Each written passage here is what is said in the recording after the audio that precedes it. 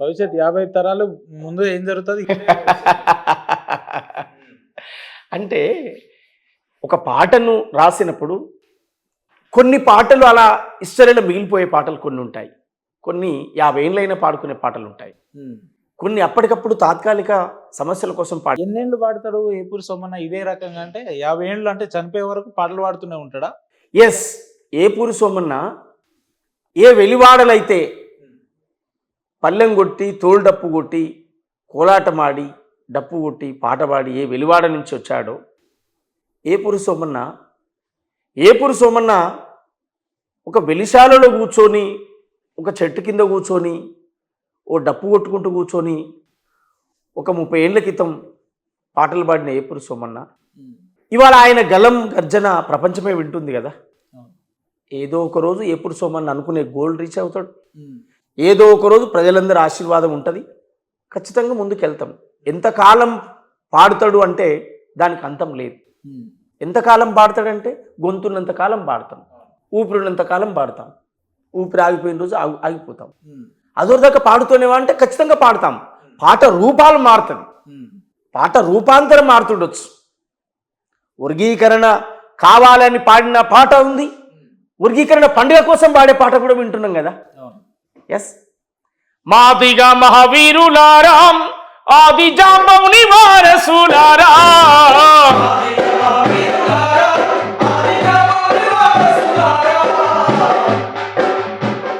ఇది నా దుఃఖాన్ని చెప్పాను, అమరవీరుల త్యాగాన్ని చెప్పాడు. వర్గీకరణ వచ్చినాక సంతోషమైన పాటలు అంటే పాట ఉంటుంది, రూపం మారుతుంటుంది. పాట ఉంటుంది, రూపం మారుతుంటుంది. జిల్లా మీద పాటలు రాసినాం, తెలంగాణ గడ్డ మీద రాసిన పాటలు, తెలంగాణ ఉద్యమం నడిచే కాలంలో ఉద్యమ కాలంలో రాసిన పాటలు ఉన్నాయి. వచ్చిన తర్వాత కూడా అసలు పాటే లేదు వీళ్ళు రాస్తానికన్న పాట తర్వాత కూడా పాటలు రాశారు. అసలు ఏం రాస్తారు వీళ్ళు ఇప్పుడు అని ఒక ప్రశ్న ఉన్నప్పుడు కూడా పాటలు సృష్టించి రాశారు. సూర్యులగన్నట్టి సూర్యాపేటకు పోదమా, వీరులగన్నట్టి నల్లగొండను చూద్దామా, సూర్యులగన్నట్టి వీరులగన్నట్టి నల్లగొండ మల్ల త్యాగాలతో వపడదమా, మల్ల ఉద్యమానికి దారులేదమా, మల్ల త్యాగాలతో వపడదమా, మల్ల ఉద్యమానికి దారులేదమా, మల్ల పల్లె పల్లె తిరిగి వద్దమా, పల్లె పల్లె పోయి వద్దమా, ప్రజాపాలనలో భాగమవుదమా, పల్లె పల్లె పోయి వద్దమా, ప్రజాపాలనలో భాగమవుదమా, ఉప్పలమ్మల సూరు చరిత ధర్మ భిక్షము గణత చాకలి ఐలమ్మ మల్లు స్వరాజ్యమ్మ,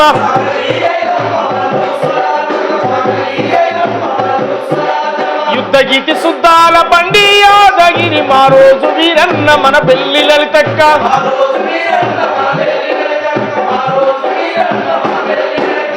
ఎందరో వీరులను ఎదుర కత్తి మధ్య కలిసి గుండె గుండె నత్తుకొని పోరు జంగబట్టుదాము, మల్ల త్యాగాలతో వపడదమా, మల్ల ఉద్యమానికి దారులేద్దామా, మల్ల త్యాగాలతో వపడదమా, మల్ల ఉద్యమానికి సూర్యులగన్నట్టి సూర్యాపేటకు పోదమా, వీరులగన్నట్టి నల్లగొండను చూద్దామా,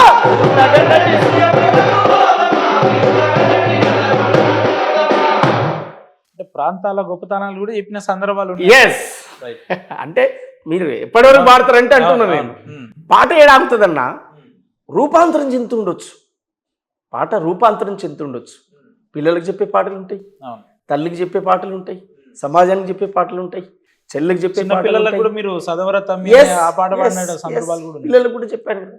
ఖాళీగా ఇప్పుడు వాడిని చదువాడు చదువుతున్నాడు, నేను చెప్తేనే చదువుతున్నాను కాదు నా ఉద్దేశం. కళాకారుడుగా నా బాధ్యత అది. ఎస్, దాన్ని రిసీవ్ చేసుకుంటాడా చేసుకోడా అది సమాజానికి వదిలేస్తా, నా బాధ్యత నేను చెప్పాలి కదా అని చెప్పాను. సదవర తమ్మి ఎదగర చెల్లి చరిత్రను నిర్మించేలాను చదివే తరగని ఆస్తయి సమాజంలో నిలబెడుతుంది, చక్కటి భవిష్యత్తునిస్తుంది. ఆ ఐ ఈ ఊలాను రాయర చిన్న, ఏ ఐ ఈ ఓ అవులను దిద్దర కన్నా, ABCDEFGH చదవర చిన్న, IJKLMNU రాయర నాన్నం. బుడిబుడి అడుగులు వేసినట్టుగా తడిపడి పాములు పలికినట్టుగా, అమ్మ ఊయలా ఊపినట్టుగా కమ్మని రాగం పాడినట్టుగా, గోరు ముద్ద తినిపించినట్టుగా సందమామతో ఆడినట్టుగా, ఆ ఐ ఈ ఊలాను రాయర చిన్న ఏ ఐ ఈ ఓ ఔలను దిద్దర కన్నా నువ్వు చదవర నాన్న నువ్వు ఎదగర నాన్న. అంటే రాజకీయ నాయకులు మొదలు పెట్టుకుంటే చిన్నపిల్లల వరకు అన్ని వర్గాలలో అన్ని సందర్భాలలో సోమన్న పాటలు అయితే ఉంటాయి వాస్తవంగా, ఎవరు అవునన్నా కాదన్నా. ఎట్లా అనిపిస్తుంటాయన్నా అవన్నీ ఒక్కొక్కసారి నెమరు వేసుకున్నప్పుడు అన్నా, లేదంటే ఎవరో మీ పక్క వాళ్ళు మీ అభిమానులు ప్రేక్షకులు వచ్చి అన్న ఇది మీ పాట విని మేము అంత చేంజ్ అయినాం, లేదంటే మాలో మార్పు వచ్చింది, మాలో ఆలోచన విధానం పెరిగింది, మా పరిజ్ఞానం పెరిగింది, ఈ రకంగా అంటున్నప్పుడు ఏమనిపిస్తుంటది? చాలా సంతోషం అనిపిస్తుంది. అంతకంటే ఏం కావాలనిపిస్తుంది లైఫ్లో. అంటే నాకంటే పెద్దవాళ్ళు బాగా 60-70 ఏండ్లు నిండినటువంటి వాళ్ళు కూడా నీ పాట విని నిద్రపోతాం అన్నప్పుడు ఇంకా అసలు చాలా ఆనందం అనిపిస్తుంది. నా పాటలు విని పడుకుంటాం, నీ పాటలు విని పడుకుంటాం మేము రోజు. నీ పాట వింటే అంటే మేలుకొస్తే ఖచ్చితంగా పాట వింటాం, వింటూ పడుకుంటాం అని చెప్తా ఉంటారు. కానీ మీరు ఒకటి గమనించరో లేదో, కేసీఆర్ గారి ప్రభుత్వం ఉన్నప్పుడు మీరు మీ పోరాట విధానం లేదంటే మీ పాట విధానం జనానికి చైతన్యం పరిచే విధానం చూస్తే భవిష్యత్తులో కాంగ్రెస్ పార్టీ వస్తే ఏపూరి సోమన్ ఎక్కడో ఉంటాడని ఊహించుకున్న వాళ్ళు చాలా మంది ఉన్నారు. కానీ ఇప్పుడు సంవత్సరంన్నర 2 ఏళ్ల కాలం దగ్గరుంది. కానీ ఇదే సోమన్ అనే వ్యక్తి ఇదే డబ్బులతో సావాసం చేస్తున్నాడు, ఇదే కళాకారులతోనే తిరుగుతున్నాడు తప్ప ఆయన జీవిత విధానం కానీ జీవిత పరిజ్ఞానం ఏం మారలేదు. సో ఇది ఎక్కడ బెడిసి కొట్టింది, మైనస్ ఎక్కడ జరిగిందని అంటే ఏం చెప్తారు మీరు? అంటే నేను మైనస్ అని ఏమనుకుంటలేను. అంటే జనాలు ఎక్స్పెక్టేషన్ పెట్టుకురైతే నిజమా కాదా? ఏదన్నా ఒక చిన్న తడబాట్లు, చిన్న తప్పటడుగులు జరగడం, దాన్ని కొంచెం సరి చేసుకునే ప్రయత్నంలో ఉన్నాం. ఖచ్చితంగా మనం ప్రజలు ఏదైతే నా మీద ఊహించుకుంటారో, ప్రజలు ఏదైతే నా మీద పెట్టుకుంటారో ఆ నమ్మకం గౌరవ ముఖ్యమంత్రి రేవంత్ రెడ్డి గారు ఖచ్చితంగా దాన్ని అమలు చేస్తారు. వారి పట్ల మాకు విశ్వాసం ఉంది. వారు ముఖ్యమంత్రిగా లేనప్పుడే, వారు పిసిసి అధ్యక్షుడిగా కానప్పుడే వారితో కలిసి ప్రయాణం చేసినటువంటి వాళ్ళం కనుక వారు మమ్మల్ని మర్చిపోరు. మా రాజకీయ జీవితం అనేది మాకు రేపు భవిష్యత్తులో ఏం కావాలా ఏం కాకూడదు అనేది కూడా మా జీవితం రాజకీయంగా రేవంత్ అన్న చేతిలో పెట్టినాం. అందువల్ల వారు డిసిజన్ తీసుకుంటారు ఖచ్చితంగా. నేను నా బాధ్యతగా ఒక గాయకుడిగా, ఒక నాయకుడిగా ఎంత మేరకు అవసరం ఉంటే పార్టీ కోసం, కాంగ్రెస్ పార్టీ కోసం, రేవంత్ అన్న కోసం అంత మేరకు నేను సీరియస్గా పనిచేయడానికి. భవిష్యత్తులో ఏం జరుగుతుందో నెమరు వేసుకొని ముందుకు పోయగలిగే స్తోమత ఉన్న సోమన్న గారు ఎందుకు ఆ మధ్య కాలంలో రాజకీయంగా యూటర్న్ తీసుకున్నాడు? ఎందుకు ఆ పరిస్థితులు ఎందుకు వచ్చినాయి అని అంటే కొన్ని తప్పటడుగులు జరిగినాయి. అంటే ఎంత గొప్పవాళ్ళైనా ఏదో ఒక సందర్భంలో కొన్ని మిస్టేకులు జరుగుతాయి చరిత్రలో. అట్లా అనేక మంది ఉదాహరణలు ఉన్నాయి. నా లైఫ్ కూడా అలా జరిగిపోయింది. అదొక పీడకల్లాగా దాన్ని మర్చిపోయినా.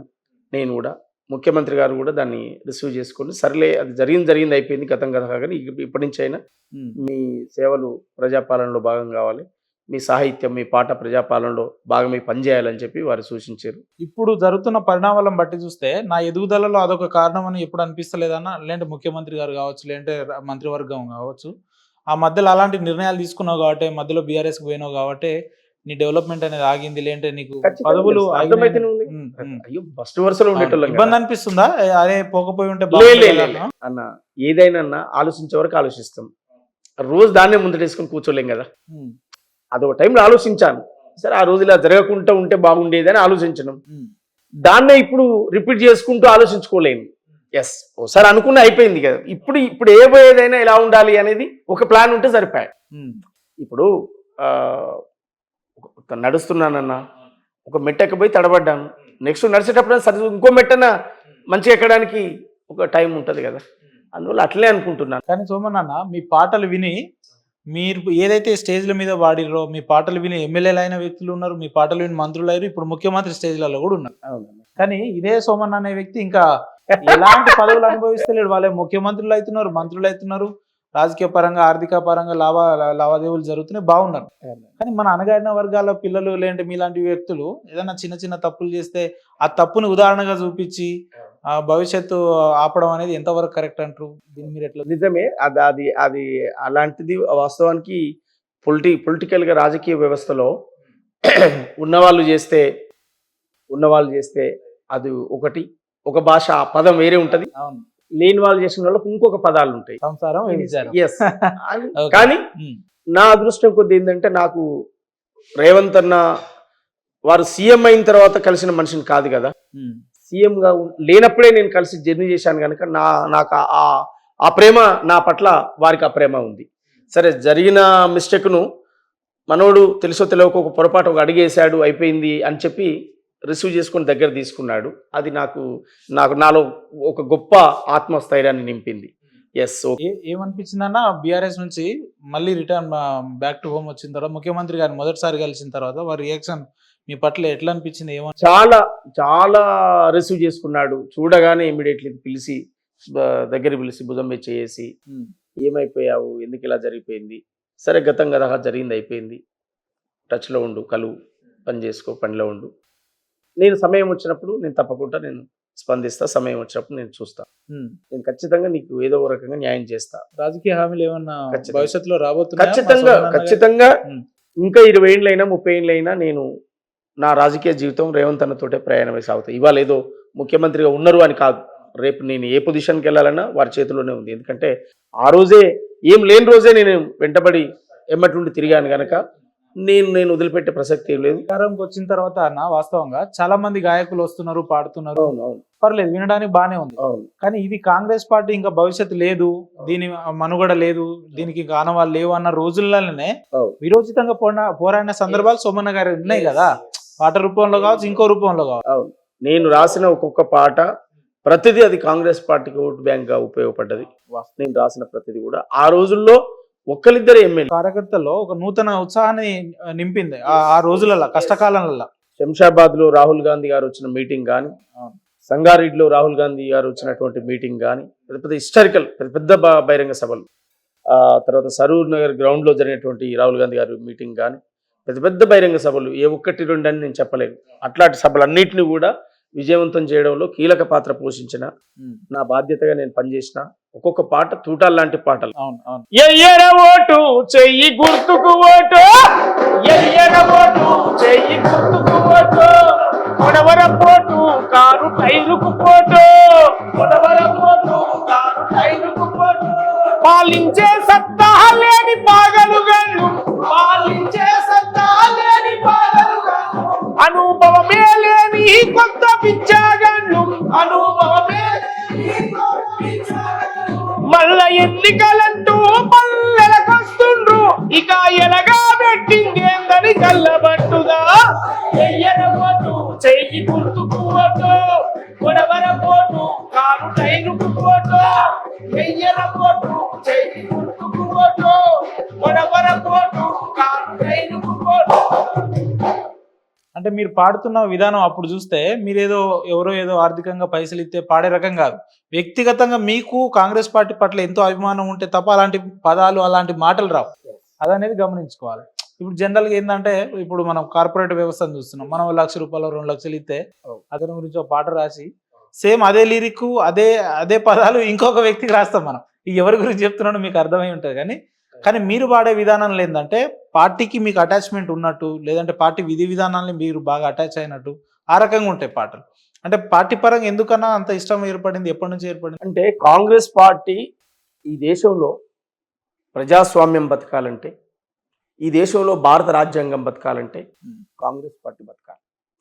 ఈ దేశంలో దళితుడు, పేదోడు, గిరిజనుడు, బీసీ, అణగారిన వర్గాలు లేదా అగ్రకులాల్లో ఉన్న పేద వర్గాలు కూడా ఆత్మగౌరవంతో బతకాలనంటే భారత రాజ్యాంగం వర్ధిల్లాలి. భారత రాజ్యాంగం కాపాడే ఏకైక పార్టీ కాంగ్రెస్ పార్టీ. ఈ దేశంలో భారత రాజ్యాంగాన్ని కాపాడే పార్టీ. భారత రాజ్యాంగం అమలైనప్పుడు ఈ దేశం ఎట్లా ఉంది, భారత రాజ్యాంగం రాకముందు ఈ దేశంలో పేదల పరిస్థితి ఎట్లా ఉంది ఒక్కసారి బేరీజ్ చేసుకొని చూసుకుంటే, రాజ్యాంగం వచ్చిన తర్వాత మనిషికి మాట్లాడే స్వేచ్ఛ వచ్చింది కదా, రాజ్యాంగం వచ్చిన తర్వాత కదా మనిషి తెల్ల బట్టలు వేసుకుని సమాజంలో కలిసింది, రాజ్యాంగం వచ్చిన తర్వాత కదా దళితులు రోడ్ల మీద తిరిగింది, రాజ్యాంగం అమల్లోకి వచ్చినాక కదా బీసీలు పదవుల్లోకి వచ్చింది, రాజ్యాంగం వచ్చినాక కదా ఎస్టీలు పదవుల్లోకి వచ్చింది, ఉద్యోగాలు పొందింది. రాజ్యాంగమే లేనప్పుడు ఈ జీవితాలన్నీ కూడా ఒక చీకటి యుగంలో బతికినాయి. ఈ చీకటి కోణం నుంచి వెలుగులోకి తెచ్చిందే భారత రాజ్యాంగం.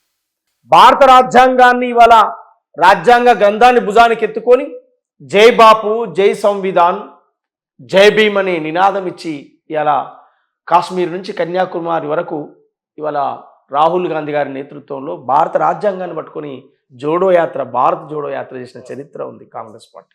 అందువల్ల ఇవాళ కాంగ్రెస్ పార్టీ అనేదే భారత రాజ్యాంగాన్ని కాపాడేది. కాంగ్రెస్ పార్టీ ఎందుకు ప్రేమ అన్నావు నువ్వు? కాంగ్రెస్ పార్టీ అంటే ఎందుకు ప్రేమ అంటే బ్యాంకులను జాతీయం చేసింది.